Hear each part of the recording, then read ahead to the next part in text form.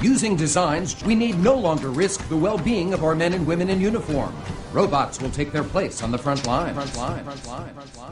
Scale back and streamline, but maintain security. Those were the watchwords today as the President and the Pentagon outlined the reshaping of the U.S. military and its focus. Sorry I'm late, gentlemen. Just about started, Bob. Take a seat. It's okay. Proceed. In the air, the hunter-killer aerial weapons platform. This isn't science fiction, it's reality, thanks to our top-secret innovation.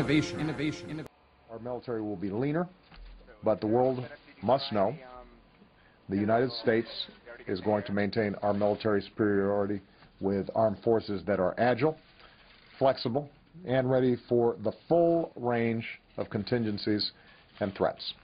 The Defense Strategy Review, outlined at the Pentagon, aims to refocus U.S. strategy toward an increased presence in the Pacific, with an eye toward China and its rapid military buildup.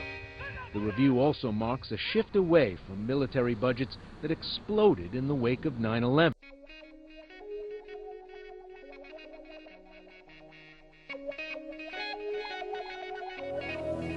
John D. III continued to run the family philanthropies, but was emerging from his father's shadow through his work in population control and U.S.-Asia relations. Ironically, however, the very innovations that are making possible dramatic improvements in human well-being are also creating new problems which raise the specter of an alarming and possibly catastrophic disaster.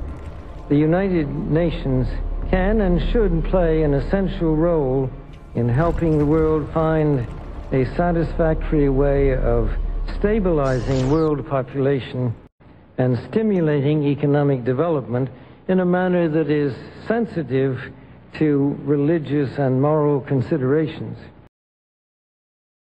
We're in the back of a United Nations truck heading to the center of the city. You can see we're jammed in pretty tight with a lot of the same supplies that the World Food Program is going to be delivering to the people of Haiti. You can take a look next to me. You can see some of the UN guards. It's going to be their job to try to keep some form of order so things don't get out of hand. The truck's now made it here to the park near the presidential palace. A lot of people starting to push and shove their way, trying to get up to where the food is. The thing that I'm noticing too is like there's a lot of small kids in there that are getting jammed up against other people. It's not good. It's not good like that, okay? It's not good like that. Not good. What is wrong with the biscuits? Why don't people want to eat? It's a bad thing. It's a bad thing. What's happening is, I know it's hard to see, but he's basically yelling and telling people do not accept these biscuits because they're no good. They are very concerned, but the biscuits are very good. They're okay, no? I don't know if you can still see, they're running after the truck trying to get it. But that truck's gone now. We've seen now there's a type of foreign assistance for vaccines or for AIDS treatment that are incredibly effective. These are all about saving lives. And the good news is that as you make those breakthroughs, the population growth in the country goes down. Great leaders aren't born, they're made. Right here with the technology developed.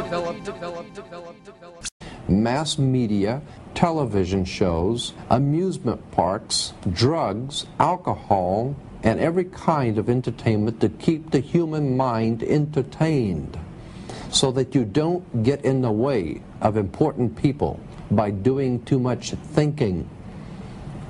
You had better wake up and understand that there are people who are guiding your life and you don't even know it. We're in a lot of trouble. That did not stop criticism of the new strategy. We can fix it. It is now within our power to make the face of the future. Ooh, it's me. I'm just covering these points for you to think, because you can't accept your role and responsibility unless you properly prepare.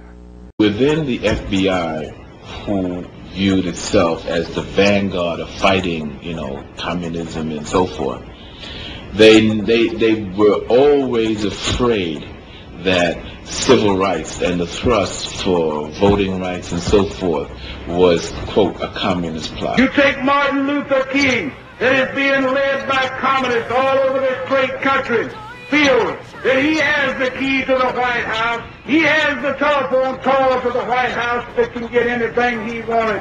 I spoke to the white people. The white people rallied behind it, and we kicked the living hell out of the niggers. Well, I've just gotten through a couple of weeks ago with a 45 or 46-day battle at Ingram Park, I call it. That's the park there in Birmingham where we stopped Martin Luther King. And I mean, ladies and gentlemen, we had that nigger whipped. FBI in the South, rather than stopping Klan violence, would in fact allow it to happen. Because you're an amnesia victim. You've been hit in the head, and you're in a state of amnesia. You don't know your name, you don't know your language, you don't know your religion, you don't know your culture, you don't know your God, you don't know your enemy, you don't know your friend, you don't know nothing. All you know is what white folks teach you. And they don't even teach you to think. You have to read a book written by a white man or a white woman, and you have to give it back just the way it is in the damn book. You don't get a degree in psychology or sociology. You get a book in quotology. I'm extremely horrified, and I'm extremely embarrassed over my country. I like the United States, but by the same token, I think my country is an imperial country that is going downhill, and our leadership doesn't even acknowledge the problem. John, well, right now, some new word. The U.S. is expanding its operations, its drone operations, to eastern Africa. This is part of an effort to take out suspected terrorists. Jennifer Griffin is live at the Pentagon with more on this story. Jennifer? Hi, Jenna. Well, a senior U.S. military official confirms to Fox that the military is, in fact, expanding its drone campaign to multiple bases in eastern Africa and off the coast of the Horn of Africa to deal with the spread of al-Qaeda franchises in Somalia and Yemen. This official confirms that the program has been underway for over a year and that the Seychelles was chosen as a basing location when there was initial trouble establishing a base in Ethiopia. Djibouti was added as a basing option when the Seychelles did not agree that the U.S. drones be armed. The unmanned drones, known as Reapers, can be armed with Hellfire missiles and 500-pound bombs. The bases in Djibouti and Seychelles were established while the U.S. military worked to receive permission from the Ethiopians, we're told. That was their base of choice. But here, all I can say about what the United States is doing, it's immoral. As a result of 9/11, we have altered our moral compass, and people begin to getting used to brutalizing each other. This is what happens. We Americans used to think, oh, what happened in Germany could never happen with us. Well, it's happening with us. And it's happening to the detriment of our global position, because we have lost we've lost respect.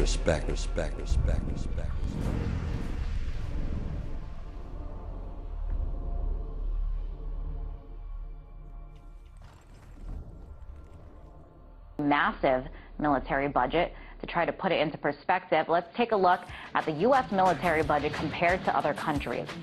Well, in 2011, the U.S. pumped $548 billion into the military. Compare that to $91 billion in China. Russia spent $63 billion. Iran, the country where the U.S. military is keeping close tabs on now, spent about $9 billion. And India spent $36 billion. But now that the U.S. is going broke, it says it needs to be more frugal in their military spending. This as they unveil plans for the most expensive piece of military equipment ever. Take a look at this. You are looking at the USS Gerald R. Ford, the biggest price tag for any single weapon in history. It cost a whopping $11.5 billion. That carrier is worth more than the GDPs of Nicaragua and Haiti combined. So is this what you call cutting back? Let's look deeper into this. Earlier, I spoke to retired U.S. Army Colonel Douglas McGregor. I asked him if this is money well spent. No, I don't think so. The real question for the American taxpayer is, are you getting something better, a dramatic leap ahead in capability than what you normally would get with a traditional carrier? And the answer is really no. It's very expensive. We've invested in some new technologies, such as the electromagnetic aircraft lift system, which is designed to replace the catapult. It's troubled. We've got problems with it. It's not working properly. They'll eventually work through that. But the question is, do we really need it? What does it do for us that we don't already get from an existing carrier? And the question is not much. When you're spending billions and billions of dollars in addition to what you normally spend, you expect a dramatic leap ahead. We don't get that with the F-35 either, which is designed to be launched from these carriers. And most of the things that people point to in the F-35 have to do with the intelligence, reconnaissance, surveillance suite, the radars. All of those things could be refitted to F-15s and F-16s.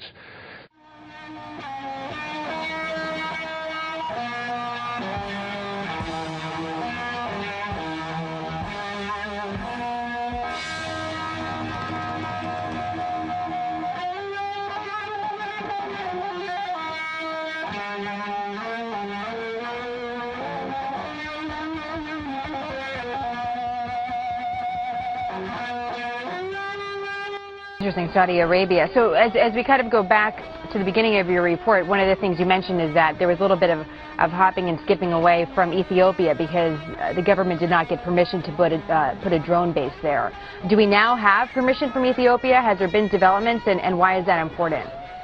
It's our understanding that there is permission and that they're beginning to set up a base in Ethiopia. But the other significant development is that the Seychelles has now agreed that those U.S. drones, the MQ-9 Reapers, could be armed. So the U.S. military is sending armed drones back to Seychelles as another option in this expanding network of One of the stumbling blocks in U.S.-Pakistan relations is that American drone attacks on al-Qaeda operatives on Pakistani territory continually resulted in civilian deaths. However, the U.S. military considers them so effective that it is building a number of new drone bases in Horn of Africa and the Arabian Peninsula.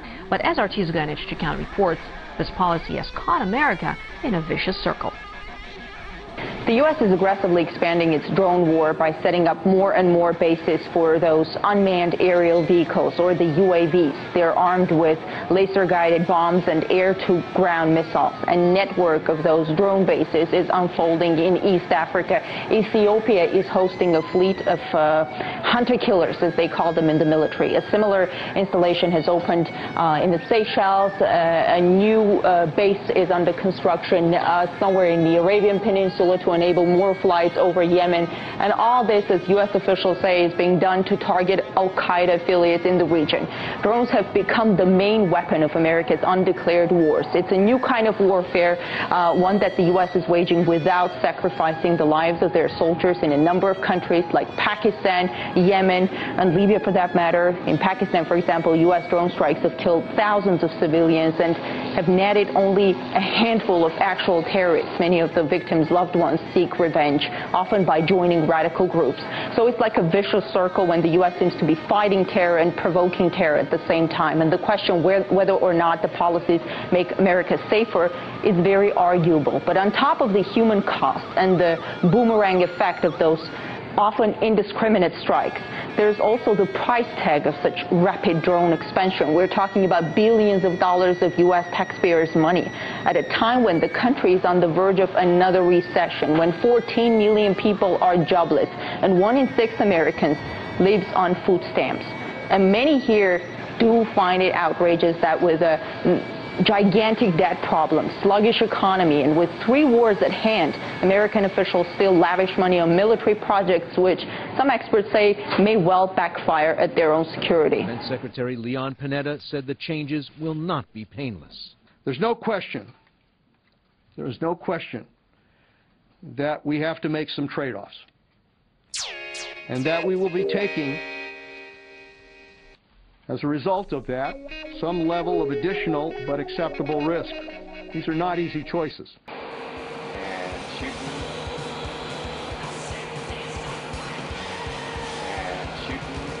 take off, once we're airborne, our two primary things that we do is we set up a comm link between here and back in the U.S. I don't have to tell you things are bad. Everybody knows things are bad. It's like everything everywhere is going crazy, so we don't go out anymore. Just leave us alone. Well, I'm not going to leave you alone. I want you to get mad.